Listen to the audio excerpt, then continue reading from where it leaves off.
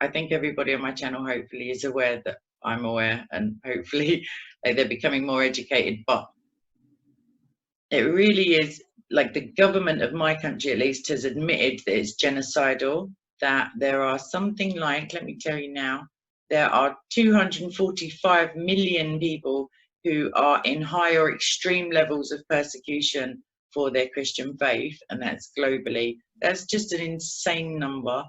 There are 50 million Christians facing higher levels of persecution in another 23 countries on top of the 50 top countries for persecution.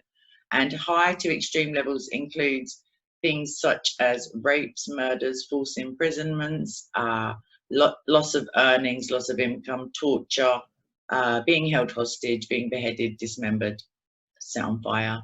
I may be missing some things out. So do you know much about it? Have you looked into it in the past? Like, I haven't had the chance to watch all of your massive back catalogue. I mean, it's possible you've spoken about it before, but what are your opinions on it? And do you think the American government are doing enough as a Christian nation? Do you have? Well, yeah, I've got some maybe somewhat older stats than what you have, because a lot of what I've looked at recently about this is actually from a really good book I recommend, Crucified Again by Raymond Ibrahim. And in that book, he says that in January of 2012, so basically it's got worse, Reuters estimated 100 million Christians are persecuted, but then the Secret Service of Britain, M16, they put the number, and this is back then, twice as high, 200 million. And then you have a human rights rep for the Organization for Security and Cooperation on Europe. They estimated then that a Christian is killed for their faith, quote, every 5 minutes. And so, you know, do I think the United States is doing enough? Well, you know, there's a lot of tricky issues here, because you have to wonder, sort of on a strictly political level, a country like the United States, where are they supposed to be involved in the world and where are they not supposed to be involved? And I think United States foreign policy maybe has made a lot of mistakes in those areas throughout our history. So it's tricky, but I do know, regardless of what the United States does, it should not be doing this. And it has done this in the past, which is aiding and abetting radical Islamist factions within different countries by doing things like giving them weapons and weapons training. And a lot of times the United States has done this simply because they saw sort of a lesser of two evils. Say the immediate threat is deemed to be Russia or the Soviet Union, which I think is legitimate enough to understand as a threat, especially, say, we're talking about during Russia's invasion of Afghanistan. Well, what is the United States aimed at doing? Giving the quickest sort of ready-make rebel faction there weapons and weapons training. Well, those are usually extreme Salafi jihadists. And then there's blowback later on. And the thing is, it's not just Afghanistan. I think we're making a lot of similar mistakes over the past decade in Afghanistan, currently, and over the past time, Iraq, and of course, and what's been happening in Syria as well. And so that's a real problem. You know, why does the United States constantly seem to give radical Muslims weapons and training on how to use them simply to destabilize a region because they view some other kind of threat, but really the long-term consequences aren't seen? And it's sad. Christians in the Middle East, a lot of times, unfortunately, Kay, seem to do better under despotic dictator rulership than when the United States gets involved and we leave. And in the aftermath, you have these vacuums of power in which the first group of people to step into that, of course, are jihadis. And so then Christian towns get wiped out and everything else. So there is a massive problem with that. And I wish the United States would have learned and stop doing that. But I don't know, because it doesn't seem like that's the case.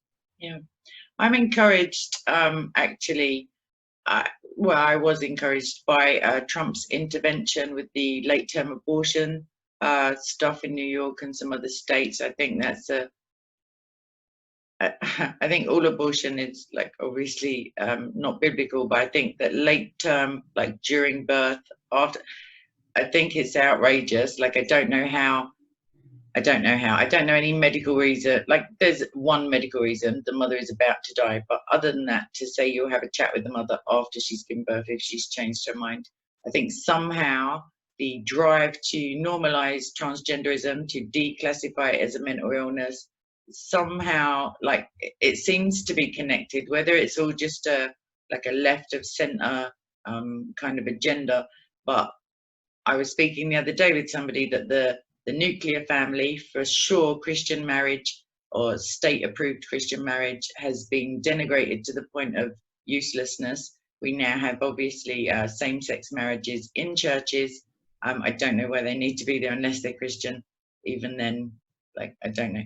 So we've got a situation with the welfare state, whether it's left wing or right wing, like Republican or Democrat for the United States, is irrelevant by the time it's entrenched, and single motherhood is a more profitable, like welfare wise, option than being married and having a parent where, it doesn't matter who the second parent is physiologically, as long as there are two loving adults bringing up the child. So I think that ties into America's like stance at home, and Britain for sure. If we have a strong Christian leader, a leader who's willing to stand up for pro-life and who's willing to like mention the word prayer or Jesus, like openly, when we especially, not so much America, we're supposed to be a Christian country. We have our monarch as the head of the faith, as it were. I think everything has like a knock-on effect. And I think then so if, for example, America is setting a decent morals, like I don't mean in arms sales or any, like that's just something that happens with big countries and like politics, unfortunately. But if, as your president did, you can become like a trendsetter, you can reintroduce prayers, you can speak at pro-life rallies, you can veto late-term abortion stuff, then you have more of a moralistic standpoint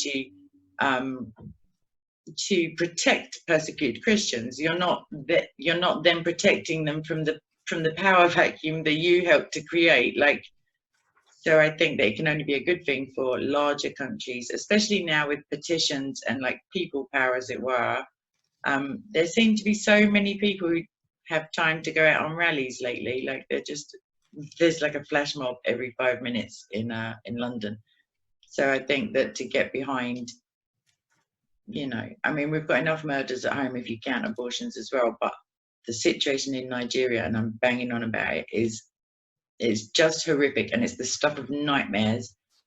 Just the still images, let alone videos, it's like babies, children, girls, boys, men, women, pregnant women, and it's indiscriminate. But the people who are murdering them, who happen to be Islamic or vouchsafe that they're Islamic, they also kill Muslims.